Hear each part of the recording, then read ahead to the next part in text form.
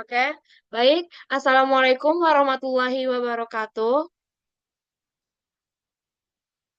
Baik, pada Waalaikumsalam warahmatullahi kesempatan kali wabarakatuh. ini, kami dari kelompok 2 akan mempresentasikan hasil laporan observasi kami mengenai evaluasi pembelajaran fisika di SMA Negeri 5 Bukit Tinggi. Baik, yang terhormat, dosen pengampu mata pelajaran eh, mata kuliah evaluasi pembelajaran fisika, yaitu Dr. Ibu Dr. Emilia Nur, MPD. Eh, Selanjutnya,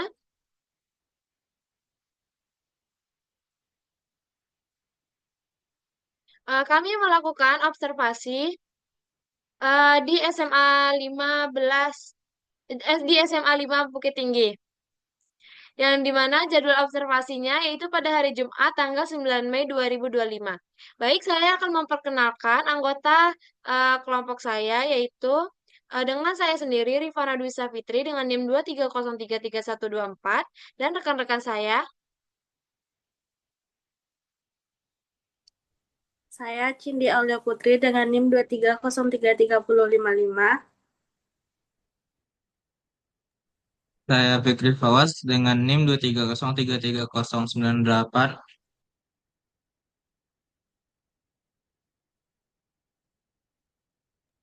Saya Sarah Sari dengan NIM 2303334. Dan saya Widya Hani dengan NIM 230333128. Baik, setelah perkenalan kelompok kami, selanjutnya ada pula ini dokumentasi kami dengan narasumber, yaitu Ibu Elta Aulia SPD, di mana beliau mengajar di kelas 10 fase E. Selanjutnya, di mana adapun tujuan kami melakukan observasi ini, yang pertama itu untuk mendeskripsikan implementasi kurikulum yang berlaku di sekolah SMA 5 Bukit Tinggi, termasuk perencanaan asesmen pembelajaran oleh guru fisika melalui modul ajar. Yang kedua, yaitu untuk menganalisis pelaksanaan asesmen pada berbagai tahap pembelajaran, mulai dari asesmen awal, formatif, hingga asesmen sumatifnya. Selanjutnya, itu untuk mengidentifikasi bentuk penilaian yang digunakan guru dalam aspek kognitif, afektif, dan psikomotor, serta instrumen dan rubrik penilaian yang digunakan. Yang keempat, yaitu untuk mengetahui bagaimana guru menetapkan indikator capaian tujuan pembelajaran, serta mengolah dan melaporkan hasil asesmen peserta didik. Baik, untuk materi selanjutnya akan dijelaskan oleh rekan saya, yaitu Widya Hani. Kepada Widya, dipersilahkan. Baik, terima kasih kepada moderator. Saya akan memaparkan materi yang pertama yaitu metodologi observasi, di mana jenis observasi yang kita lakukan adalah observasi langsung, di mana kami mewawancarai Ibu Elta Aulia di sekolah tersebut. Dan untuk waktu dan tempatnya kami melakukan observasi di hari Jumat, yaitu pada tanggal 9 Mei 2025. Subjek observasinya yaitu dengan guru Bu Elta Aulia SPD. Next. Kemudian untuk hasil observasi yang kita dapatkan yaitu yang pertama, untuk sekolah tersebut menerapkan kurikulum Merdeka, di mana kurikulum ini memberikan fleksibilitas kepada guru untuk merancang pembelajaran berbasis karakteristik peserta didik. Pendekatan ini berfokus pada pengetahuan profil Pancasila melalui kegiatan pembelajaran yang kontekstual, kolaboratif, serta berbasis proyek.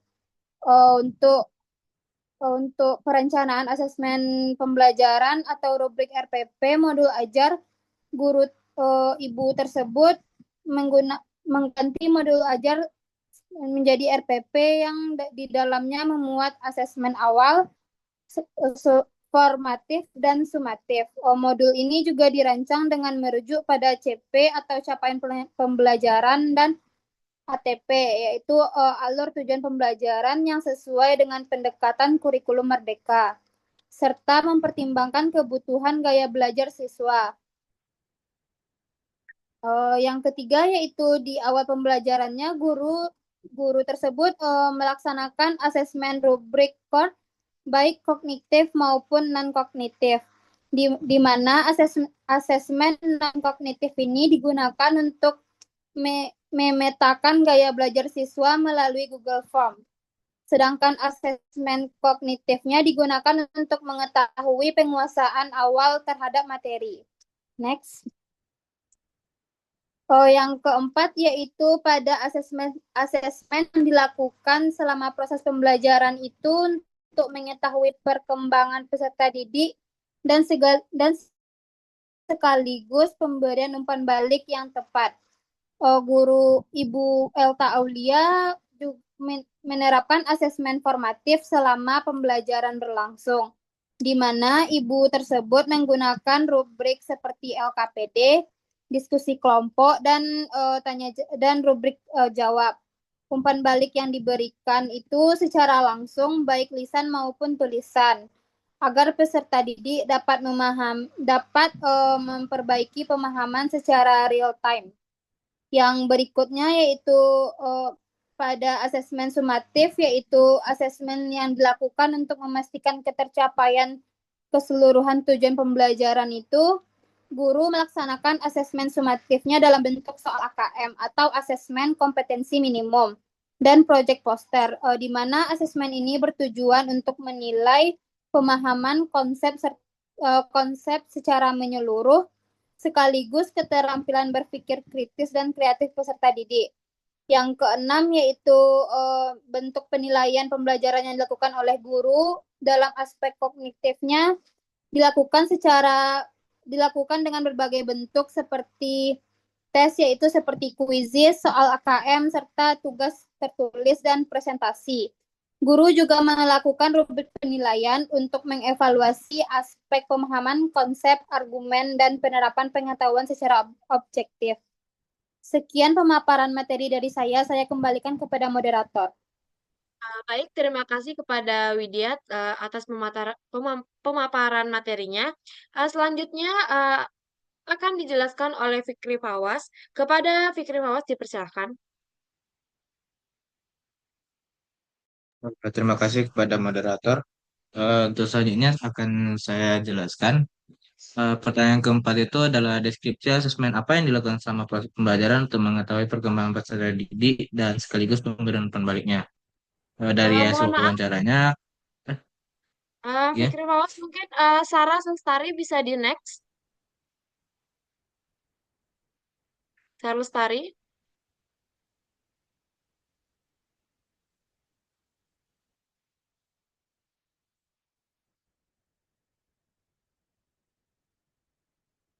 Uh, izin saya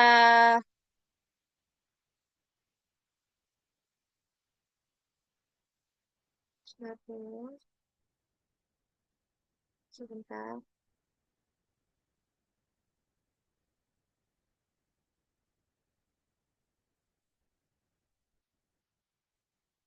Silakan Fikri Fawaz untuk dilanjutkan presentasinya.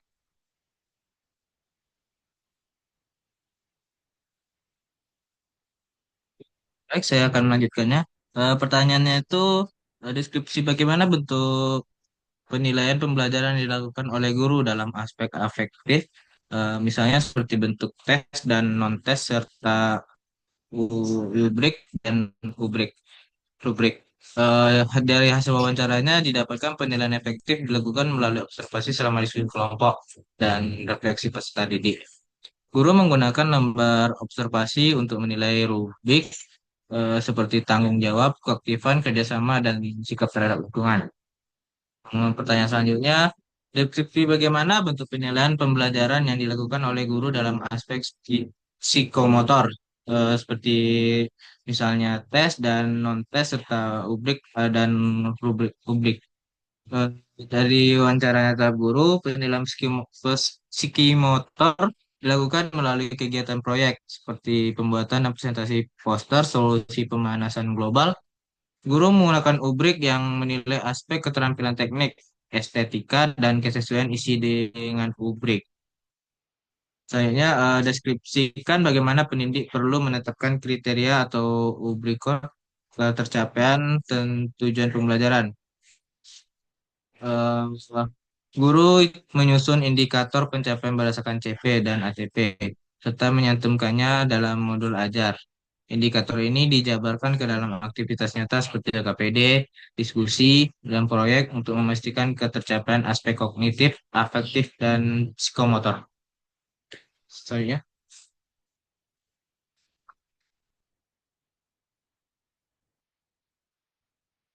Next slide.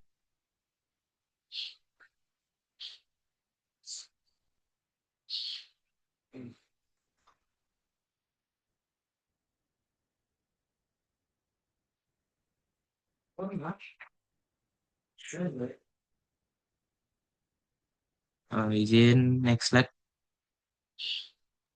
Apakah tidak ada tampilan nomor 10? Apa?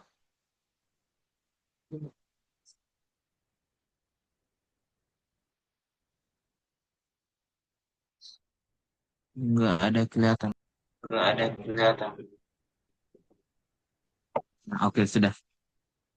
Selanjutnya pertanyaan terakhir. Deskripsi bagaimana pengolahan dan pelaporan hasil asesmen. Hasil wawancaranya, hasil asesmen diolah melalui analisis data kuantitatif dan kualitatif berdasarkan rubrik penilaian. Pelaporan hasil belajar dilakukan secara berkala kepada siswa dan orang tua dalam bentuk rapor yang memuat nilai, deskripsi capaian, dan saran tindak lanjut.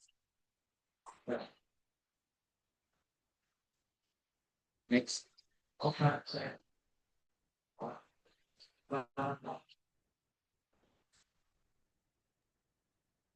Baik, terima kasih kepada Fikri Fawaz. Selanjutnya untuk pembahasan akan dijelaskan oleh Sarah. Kepada Sarah dipersilakan. Baik, terima kasih kepada moderator. Di sini saya akan menjelaskan pembahasan mengenai hasil wawancara yang telah kami lakukan. Berdasarkan hasil wawancara yang dilakukan di SMA 5 Bukit Tinggi, menunjukkan bahwa pelaksanaan asesmen dalam proses pembelajaran telah dilaksanakan sesuai dengan prinsip dasar kurikulum Merdeka.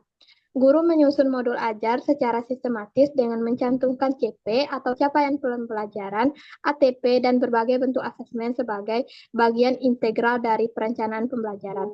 Hal ini menunjukkan adanya pemahaman bahwa asesmen bukanlah komponen yang berdiri sendiri, melainkan harus terintegrasi erat dengan tujuan dan strategi pembelajaran agar tercipta proses belajar yang bermakna dan kontekstual. Pada tahap awal, asesmen diagnostik dilaksanakan untuk mengidentifikasi kesiapan serta karakteristik dari peserta didik itu. Asesmen ini mencakup asesmen kognitif seperti pemetaan gaya belajar melalui JIPOM dan aspek kognitif melalui soal-soal untuk mengetahui penyesuaian siswa terhadap materi. Informasi dari asesmen dapat menjadi dasar bagi guru untuk menyesuaikan pendekatan dan strategi pembelajaran, sehingga pembelajaran yang dilaksanakan menjadi relevan. Next.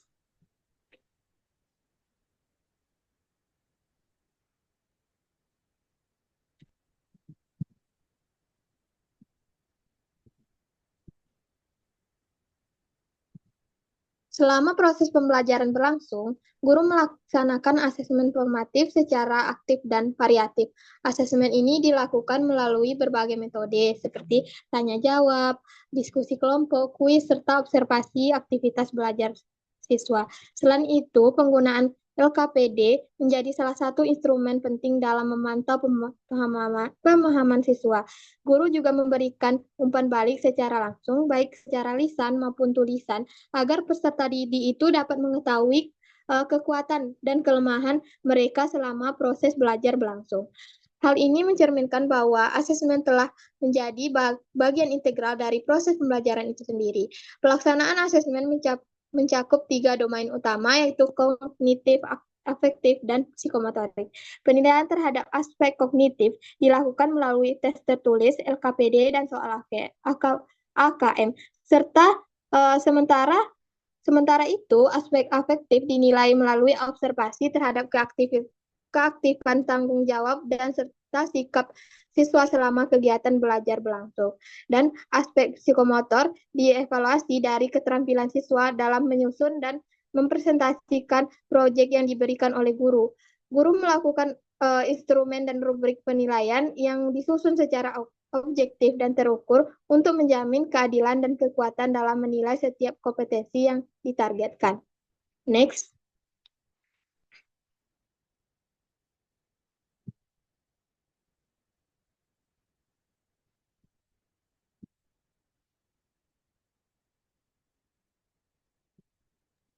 Silakan Sarah. Maaf, Fana, untuk slide selanjutnya. Sudah Sarah di hasil asesmen kemudian dilaporkan.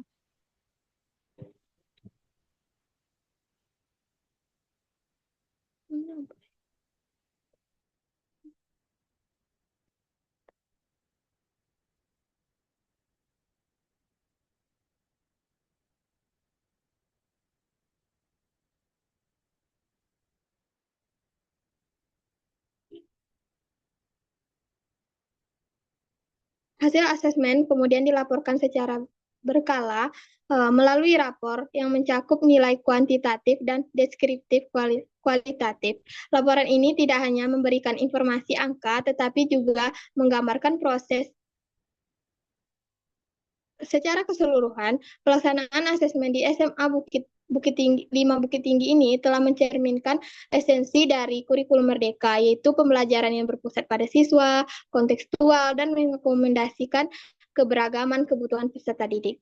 Namun demikian, untuk meningkatkan kualitas asesmen secara menyeluruh, diperlukan komitmen dalam pengembangan kompetensi guru melalui pelatihan berkelanjutan, refleksi terhadap praktik yang dilakukan, serta pengembangan model asesmen yang lebih efektif, relevan, dan sesuai dengan dinamika pembelajaran masa kini. Sekian dari saya kembalikan kepada moderator.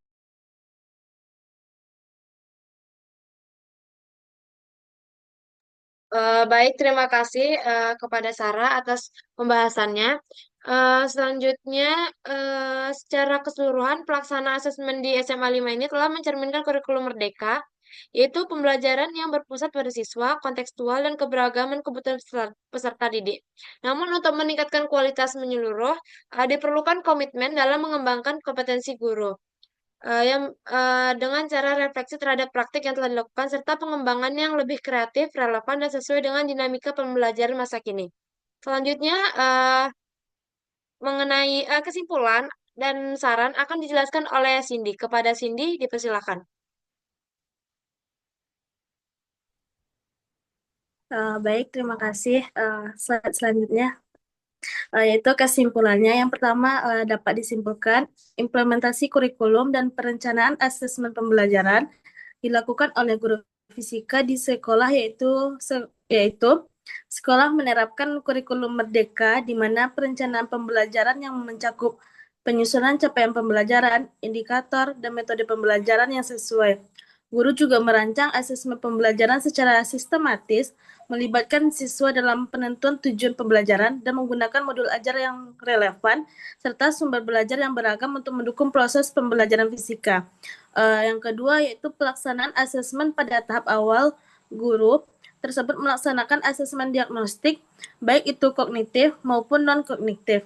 Untuk selama proses pembelajaran, guru tersebut menerapkan asesmen formatif di mana menggunakan instrumen seperti LKPD, diskusi kelompok, dan tanya jawab.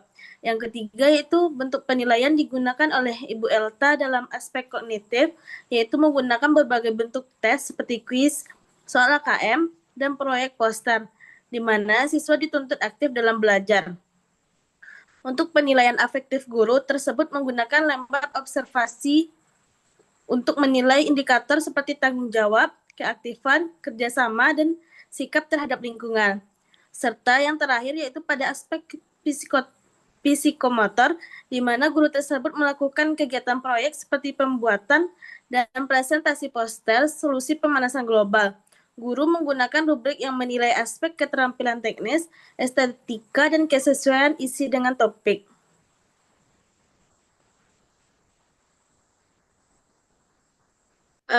Baik, kepada Cindy Aulia Putri, silakan dilanjutkan untuk menjelaskan mengenai kesimpulannya. Baik, yaitu kesimpulan yang keempat, yaitu guru menetapkan indikator ketercapaian tujuan pembelajaran yang spesifik dan terukur sebagai dasar dalam mengolah hasil asesmen, di mana guru menyusun indikator pencapaian berdasarkan capaian pembelajaran dan alur tujuan pembelajaran, serta mencantumkannya dalam modul ajar. Indikator ini dijabarkan ke dalam aktivitas nyata seperti LKPD, diskusi, dan proyek untuk memastikan ketercapaian aspek kognitif, afektif, dan psikomotor, serta hasil asesmen yang didapat diolah melalui analisis data yang kuantitatif dan kualitatif berdasarkan rubrik penilaian. Pelaporan hasil belajar dilakukan secara berkala kepada siswa dan orang tua dalam bentuk rapor yang memuat nilai, deskripsi capaian, dan saran tindak lanjut. Selanjutnya yaitu saran. Untuk meningkatkan implementasi kurikulum merdeka dan asesmen pembelajaran di sekolah, disarankan agar guru terus mendapatkan pelatihan dan pendampingan yang memadai, menyusun modul ajar dan merancang asesmen yang sesuai dengan karakteristik peserta didik, serta prinsip pembelajaran berbasis proyek dan profil pelajar Pancasila.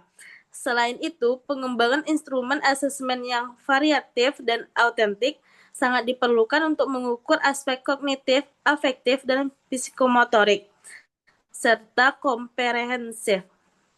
Pemanfaatan teknologi seperti Google Form dan platform pembelajaran digital lainnya juga harus dioptimalkan agar proses asesmen menjadi lebih efisien, interaktif, dan dapat memberikan umpan balik yang cepat.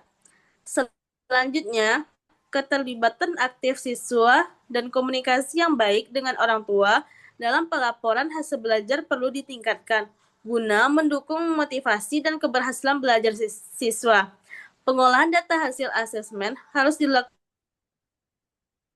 secara sistematis, tapi juga deskripsi capaian dan rekomendasi tindak lanjut yang jelas. Guru juga perlu menjaga fleksibilitas dalam perencanaan pembelajaran dan asesmen agar dapat menyesuaikan dengan kebutuhan dan karakter peserta didik secara dinamis. Dan yang terakhir yaitu kolaborasi antar guru serta dukungan dari kepala sekolah dan pemangku kepentingan lainnya sangat penting untuk memastikan pelaksanaan kurikulum merdeka dan asesmen pembelajaran berjalan secara menyeluruh dan efektif. Dengan langkah-langkah tersebut, diharapkan kualitas pembelajaran dapat meningkat dan peserta didik tumbuh menjadi individu yang mandiri, kreatif, dan berkarakter sesuai dengan tujuan kurikulum. Baik, saya kembalikan kepada moderator. Baik, terima kasih Cindy Aulia dan rekan-rekan lainnya yang sudah menjelaskan mengenai laporan observasi yang kami lakukan di SMA 5 Bukit Tinggi. Uh, uh, ber- Maka akhir saran dari kelompok kami tadi, maka telah selesai pemaparan laporan observasi kami.